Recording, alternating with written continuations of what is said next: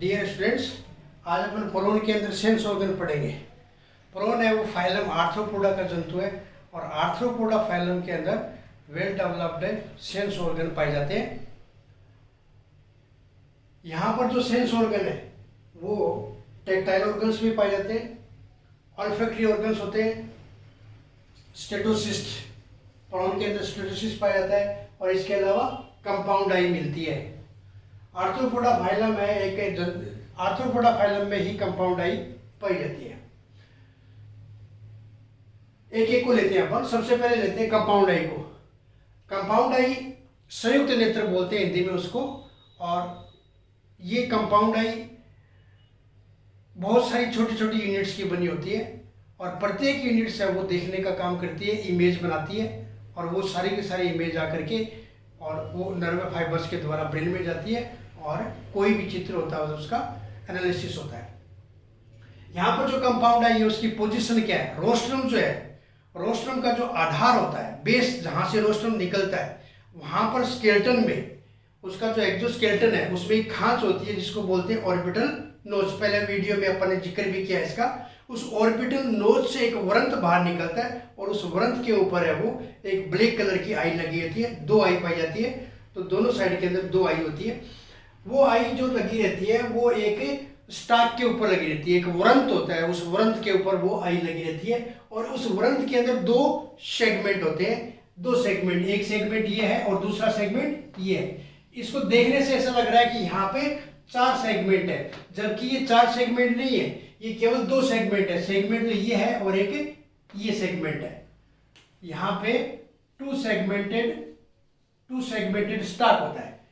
तो ये बीच में आर्थ्रोपोडियल मेम्ब्रेन है। ये आर्थ्रोपोडा का लक्षण है। आर्थ्रोपोडियल मेम्ब्रेन पाई जाती है कंकाल के अंदर और कंकाल के अंदर जो प्लेट्स पाई जाती है वो प्लेट्स आपस में आर्थ्रोपोडियल मेम्ब्रेन से जुड़ी रहती है और उसी आर्थ्रोपोडियल मेम्ब्रेन की वजह से कोई भी संरचना है उसका आगे पीछे मूवमेंट होता है। इस आर्थ्रोपोडियल मेम्ब्रेन की वजह से वो आई अपनी 360 डिग्री के ऊपर घुमा सकता है और चारों ओर वो देख सकता है। तो ये आर्थ्रोपोडियल मेम्ब्रेन है, ये आर्थ्रोपोडियल मेम्ब्रेन है और ये आर्थ्रोपोडियल मेम्ब्रेन है। उस वृंत के ऊपर एक ब्लैक कलर की आई लगी रहती है और उस आई को अपन देखें तो उसके ऊपर बहुत सारे फैसेट्स दिखाई देते हैं, खाने दिखाई देते हैं। चौकोर खाने नहीं होते, हेक्सागोनल होते हैं। षटभुजी है, उसके ऊपर खूब सारे खांचे दिखाई देते हैं और उन प्रत्येक खांचे के नीचे एक ओमेटिडिया होता है। यानी प्रत्येक कंपाउंड आई है वो बहुत सारे ओमेटिडिया से मिलकर बनी होती है। अब प्रत्येक ओमेटिडिया एक यूनिट है और वो प्रत्येक ओमेटिडिया वो देखने का काम करता है और सारे के सारे ओमेटिडिया का जो इमेज बनता है वो एक कंबाइंड मिलकर के इमेज बनता है। तो यहाँ पर अपन एक ओमेटिडिया को पढ़ते हैं तो पूरी कंपाउंड आई की संरचना अपने समझ में आ जाएगी। एक कंपाउंड आई देखें तो ये एक कंपाउंड आई अपन ने यहाँ पर ये 2 ओमेटिडिया दिखा रखे हैं, एक और 2 ओमेटिडिया। प्रत्येक ओमेटिडिया के ऊपर कॉर्निया होता है, ये कॉर्निया है। तो कॉर्निया क्या है? एक्चुअली क्यूटिकल है, वही थिक होकर के क्या बनाती है? कॉर्निया बनाती है। और उस कॉर्निया के नीचे 2 सेल होती है जिनको कॉर्निएजन सेल बोलते हैं। कॉर्निएजन सेल यानी कॉर्निया को बनाने वाली सेल, यही सीक्रेशन के द्वारा क्या बनाती है? कॉर्निया बनाती है। ये कॉर्निया समय समय पर है वो उतरता रहता है और ये कॉर्निएजन सेल है वो नई कॉर्निया बना रहता है। कॉर्निया के नीचे ये ओमेटिडिया दिखा रखा अपन ने। इस ओमेटिडिया के अंदर क्या है? सबसे पहले 4 सेल है इसके अंदर, 1, 2 और 2 इसके पीछे। तो 4 सेल पाई जाती है, लंबी सेल होती है, इनको कोन सेल बोलते हैं। ये कोन सेल कहलाती है। कॉर्निएजन सेल के नीचे 4 क्या पाई जाती है?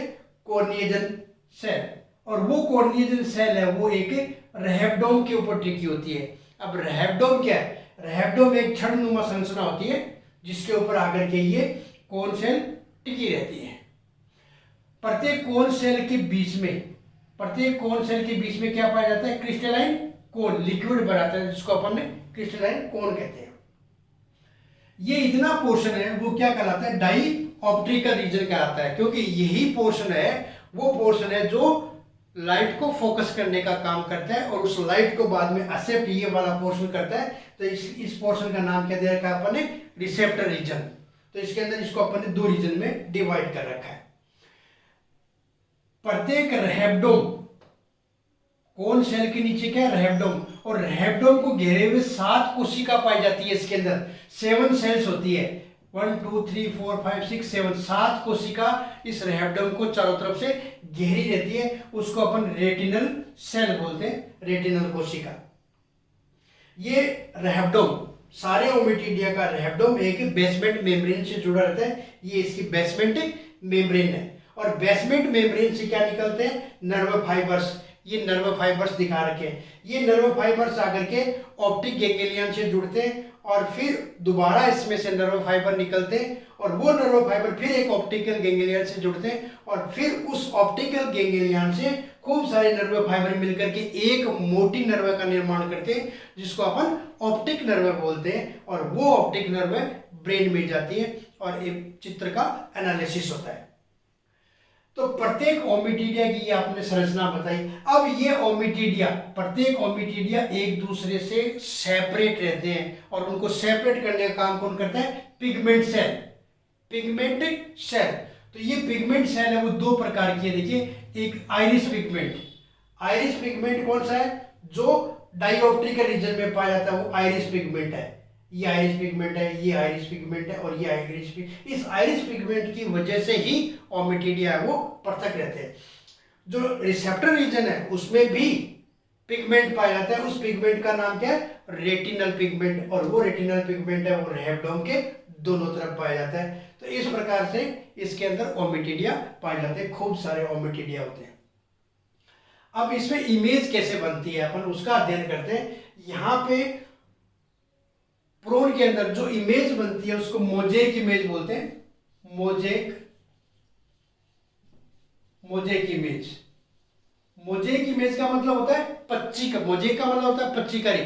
जैसे आपने कई बार कई कपड़े देखे हो जिसमें एक ही जगह पर कई कलर होते हैं, या आपने कोई पत्थर की कारीगरी देखी है, उसके ऊपर खूब सारे लाल, नीला, काला, पीला रंग का एक ही जगह खूब सारे पत्थर लगाए होते हैं, उसी को अपन क्या बोलते हैं, पच्चीकारी। तो यहाँ पर उसी प्रकार का एक भी इमेज बनता है जिसको इमेज बोलते हैं। अब ये इमेज प्रोन के अंदर 2 तरीके से बनती है, जब वो लाइट में होता है तब अलग तरीके से बनती है, जब वो अंधेरे में होता है तब अलग तरीके से बनते हैं। तो जब डार्क में होता है, ये डार्क रीजन की बता रखी है अपन ने, डार्क रीजन में जब होता है तो ये इस प्रकार से इमेज बनती है, और जब वो लाइट में होता है, प्रकाश में होता है, तब इस प्रकार की इमेज बनती है जिसको बोलते हैं अपोजिशन इमेज। डार्क में बनती है सुपरपोजिशन इमेज, और लाइट में जब वो होता है तब क्या बनती है, अपोजिशन इमेज। दोनों को चित्रों को देखने से एक अंतर स्पष्ट नजर आ रहा है, वो क्या है, अंतर ये है कि ये क्या है, कॉर्निया, ये क्या दिखा रखी है, कॉर्निएजन सेल दोनों में है, ये रैप्डोम दोनों के अंदर दिखा रखा है। बट डिफरेंस क्या है, ये आइरिस पिगमेंट में, ये आइरिस पिगमेंट बहुत लंबा है और ये आइरिस पिगमेंट है वो बहुत छोटा है। वजह, लाइट में पिगमेंट है वो फैल जाता है, प्रसारित हो जाता है, फैल जाता है, तो ये फैल करके देखिए रैप्डोम तक आ गया पिगमेंट। और यहाँ डार्क में, तो यहाँ पर डार्क में होने की वजह से क्या होगा, पिगमेंट है वो छोटा रह जाता है। ये दोनों इस डायग्राम में फर्क है। अब इसमें इमेज कैसे बनती है, देखिए, मान लीजिए यहाँ का ऑब्जेक्ट है, यहाँ ऑब्जेक्ट है, यहाँ ऑब्जेक्ट है, इसको अपने को देखना है। जंतु को जब देखेगा तो यहाँ से लाइट सीधी कहाँ पर गई, रैप्डोम में, तो रैप्डोम में इस पोर्शन का क्या बनेगा, इस ऑब्जेक्ट का चित्र बन जाएगा। दूसरा देखिए, जैसे मान लीजिए यहां से देखना है इसको, जंतु को, ये ऑब्जेक्ट है, तो क्या होगा, यहां से ये आई और उसके बाद में ये किस पे टकरा गई, आइरिस पिगमेंट पे, और आइरिस पिगमेंट पे टकराने के बाद में वापस परावर्तित होती है और थोड़ी अब्जॉर्ब हो जाती है, बाकी परावर्तित होती है, रिफ्लेक्स होती है, और रिफ्लेक्स होकर के ये रैप्डोम में प्रवेश कर गई। मान लीजिए यहां पर ऑब्जेक्ट है, ये यहाँ आइरिस पिगमेंट पे टकरा गया, कुछ लाइट अब्जॉर्ब हो गई, लेकिन फिर ये कहां पर पहुंच गया, रैप्डोम पे। तो इसका मतलब यहाँ का भी उसको दिखाई दे रहा है, मतलब जो सीधी किरणें आ रही है वो भी अब्जॉर्ब कर रहा है, और जो टेढ़ी आ रही है वो भी रैप्डोम पर आ रही है। तो जंतु को सारा का सारा ऑब्जेक्ट है वो दिखाई देता है। मान लीजिए ये ऑब्जेक्ट इतना बड़ा है, ये मान लीजिए कोई ऑब्जेक्ट है जिसको इसको देखना है, तो हर जगह से आने वाली, यहां से देखिए आप, ये यहां अब्जॉर्ब हो गई, ये यहां पर, तो हर जगह से आने वाली यहाँ पर लाइट अब्जॉर्ब होती है। तो यहाँ पर जो चित्र बनेगा जंतु को, तो वो क्या बनेगा, कंप्लीट बनेगा। कंप्लीट का मतलब पूरा का पूरा ऑब्जेक्ट है वो उसको दिखाई देगा, बट ऑपेक होगा, धुंधला बनेगा। धुंधला क्यों बनेगा, क्योंकि सीधी भी रेखा आ रही है, ठीक है, और डायरेक्ट जो लाइट आ रही है वो भी आ रही है, और जो तिरछी आ रही है वो भी इसके अंदर आ रही है, तो वो ओवरलैप कर रही है एक दूसरे को। तो इसको क्या बोलते हैं, सुपरपोजिशन इमेज। इसमें क्या होगा, चित्र तो पूरा दिखेगा, जंतु को जो देखना चाहता है उसको वो पूरा दिखेगा, लेकिन क्या होगा, धुंधला दिखाई देगा। लाइट में क्या होगा, यहां पर मान लीजिए ये ऑब्जेक्ट है, इस ऑब्जेक्ट को देखना है, डायरेक्ट वाला आ गया, ये डायरेक्ट वाली लाइट आ गई, ये डायरेक्ट वाली लाइट सारी की सारी आ गई जैसे उसमें आई थी। लेकिन यहां पर मान लीजिए कोई लाइट तिरछी आती है इस ऑब्जेक्ट की, तो ये क्या होगा, यहां टकरा गई, ऑब्जर्व हो गई लाइट, काफी लोग ऑब्जर्व हो गई, लेकिन बाद में उसके बाद में फिर यहां टकरा गई है, परावर्तित जब होती है तो यहां टकरा जाती है। तो इसका मतलब ये पिगमेंट क्या करता है, उस रेज को, लाइट को ऑब्जर्व कर लेता है, रेफ्लेक्टोम तक आगे तक पहुंचने ही नहीं देता है। तो यानी ये लाइट यहाँ पर ऑब्जर्व, जैसे मान लीजिए ये आया लाइट और फिर ये यहाँ पर आ गई, यहाँ से देखिए आप, ये यहाँ पर प्रवेश करी, पिगमेंट लंबा होने की वजह से पिगमेंट क्या करता है, लाइट को ऑब्जर्व कर लेता है। अब इस जंतु को कौन सा चीज दिखाई देगा, केवल मात्र ये और ये, यानी जो सीधी लाइट आई है वो यहाँ पर उसका केवल चित्र बनेगा। तो इसका मतलब जो चित्र बनेगा वो कैसा बनेगा, इनकम्प्लीट चित्र बनेगा। लेकिन जो बनेगा वो एकदम से क्या बनेगा, क्लियर बनेगा, एकदम से साफ दिखाई देगा उसको। लेकिन वो जंतु को टुकड़ों में दिखाई देगा। मान लीजिए किसी व्यक्ति को देखना है, तो उसका इतना पोर्शन दिखाई देगा, फिर इतना नहीं दिखाई देगा, फिर इतना पोर्शन दिखाई देगा।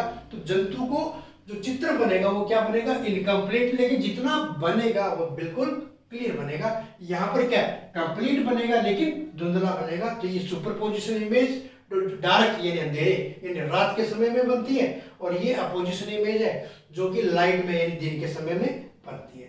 तो इस प्रकार से इसमें कंपाउंड आई के द्वारा दिखाई देता है, क्योंकि एक आई के अंदर खूब सारे ओमिटिडिया और सारे ओमिटिडिया देखने का काम करते हैं, और सबका चित्र वो आगे जाकर, क्योंकि सारे के सारे ओमिटिडिया लास्ट में क्या है, एक ऑप्टिक नर्व से जुड़े हुए हैं, और वो ऑप्टिक नर्व ब्रेन को जाती है और इमेज का एनालिसिस होता है। सेकंड अपना सेकंड जो आता है स्टेटोसिस्ट। प्रोन के अंदर अपने पहले वीडियो में भी जिक्र किया था कि प्रोन के अंदर ये एक क्या पाया जाता है, एंटीन्यूज। एंटीन्यूज में क्या है, बेसिस होता है, कोक्सा होता है और स्टेटोसिस्ट होता है, सॉरी प्रीकोक्सा होता है। अमूमन दो ही खंड होते हैं, बेसिस और कोक्सा, लेकिन यहां पर क्या पाया जाता है, प्रीकोक्सा। किसमें, एंटीन्यूल के अंदर। इस प्रीकोक्सा के अंदर एक ऑर्गन पाया जाता है, उसका नाम क्या है, स्टेटोसिस्ट। संतुलन पुट्टिका बोलते हैं, जो संतुलन बनाने का काम करती है। यहां पर ये देखिए, ये क्या है, एंटीन्यूलरी नर्व है, एंटीन्यूलरी नर्व आ रही है जो एंटीन्यूल्स को आती है। इस एंटीन्यूल से एक लाइन, ये देखिए ये बीच में अपन दिखा रखी है, ये स्टेटिस्टिक नर्व है, ये जो दिखा रखी है वो स्टेटोस्टिक नर्व है जो कि स्टेटोसिस्ट के अंदर जाती है। इसको अपन यहां लेते हैं, एक स्टेटोसिस्ट को, इसके ऊपर बाहर डबल लेयर होती है मेम्ब्रेन की। बीच के अंदर जो इंपॉर्टेंट है, जो बीच के अंदर, इसके अंदर शेड पार्टिकल्स पड़े रहते हैं। कैल्शियम कार्बोनेट के कण हो सकते हैं, कैल्शियम फास्फोट के हो सकते हैं। उन सभी कणों को, मिट्टी भी हो सकती है, उन कणों को क्या बोलते हैं, स्टेटोलिथ्स। और उसके चारों तरफ खूब सारी ब्रिसल्स पाए जाते हैं। ये अपन ने क्या दिखा रखे, ब्रिसल्स है। इन ब्रिसल्स के ऊपर खूब सारे छोटे छोटे रोम लगे हुए हैं। तो जब जंतु तैर रहा है पानी के अंदर, अगर वो टेढ़ा हो जाता है तो उसकी एंटीन्यूल भी टेढ़ी होगी, एंटीन्यूल टेढ़ी होगी तो उसकी प्रीकोक्सा के अंदर जो स्टेटोसिस्ट है वो भी टेढ़ा होगा। उसके टेढ़ा होने से क्या होगा, ये सैंड पार्टिकल्स इन फाइबर्स के ऊपर गिरेंगे।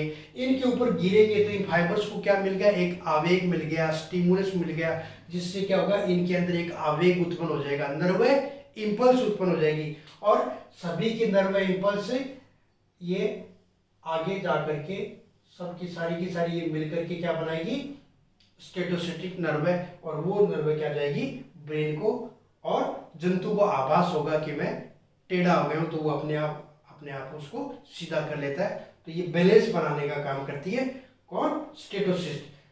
स्टेटोसिस्ट में क्या होता है, बीच में सेंट पार्टिकल्स है जिसी को अपन ने क्या कहा, स्टेटोलिथ बोला है। और यहाँ पर क्या सेंसोरी सिटी है, खूब सारी ये सेंसोरी सिटी है, उसके ऊपर छोटे छोटे क्या लगे हुए, ब्रिसल्स लगे हुए हैं। तो जब जंतु टेढ़ा हो जाता है तो ये पार्टिकल्स किसके ऊपर गिरेंगे, इन सेंसोरी सिटी के ऊपर। तो इनको आवेग मिल गया, वो आवेग इनमें से होकर के प्रत्येक के अंदर से नर्व निकलती है और वो नर्व सारी की सारी मिलकर के क्या बनाती है, स्टेटोस्टेटिक नर्व है। और वो स्टेटोस्टेटिक नर्व है वो ब्रेन को जाएगी और जंतु का आभास हो जाता है कि मैं इम्बैलेंस्ड हूँ। तो इस प्रकार से ये संतुलन बनाने का काम करती है स्टेटोसिस्ट। नेक्स्ट आता है टेक्टाइल ऑर्गन। अब ये टेक्टाइल ऑर्गन अपन ने देखा है, बहुत सिंपल है। टेक्टाइल ऑर्गन किस में मिलता है, इन्हीं एंटीन्यूज के ऊपर टेक्टाइल ऑर्गन मिलते हैं। टेक्टाइल का मतलब होता है टच के प्रति जो सेंसिटिव हो, स्पर्श ग्राही हो।